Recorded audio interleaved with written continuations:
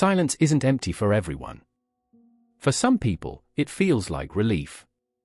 Like the moment you close the door after a long day, and the world stays on the other side. When the noise finally drops. When nothing is asking for your attention. When no one needs a response. It's not loneliness. It's not boredom. It's the first time all day. The body realizes it doesn't have to stay alert anymore. The shoulders lower. The breath deepens. The mind loosens its grip. And for some minds, that moment feels like coming home. The world asks a lot from us, even when it doesn't mean to. Conversations that require energy. Expectations that don't get spoken out loud. Crowds. Movement. Noise. Even silence outside isn't really silent anymore. There's always something humming in the background. For some people, all of it lands deeply. Every sound. Every shift in tone. Every social cue that needs to be read and interpreted. Nothing is technically wrong. But the system never fully rests. It stays on. Scanning. Adjusting. Preparing. So silence isn't an escape.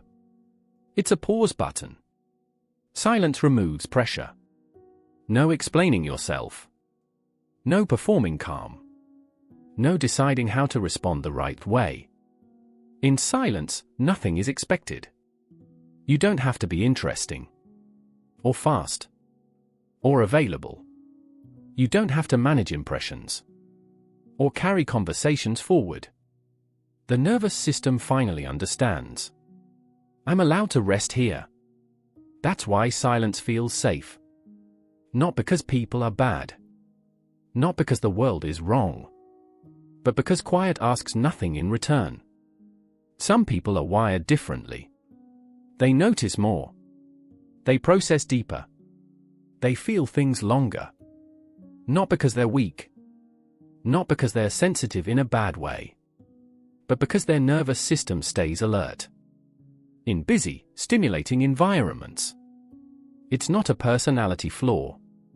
It's a biological response. Silence helps it reset. Like lowering the volume after a loud song you didn't realize was playing for hours. This isn't withdrawal. It's regulation. And learning what regulates you is a form of self-respect. That's why small routines matter so much. The same chair.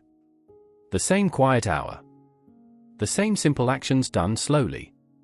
These routines send a message to the mind. This is familiar. You're safe here. To outsiders, it might look repetitive, unexciting, even boring. But inside, it feels grounding.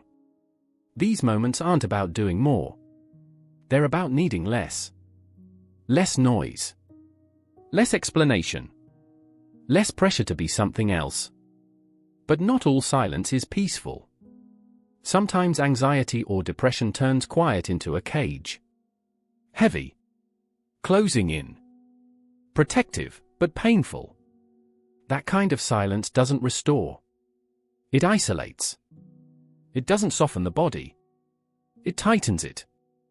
And knowing the difference matters. Loving quiet is not the same as feeling trapped in it. One brings relief. The other needs care, support, and compassion.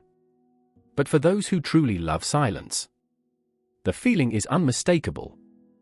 Their shoulders drop. Their thoughts slow down.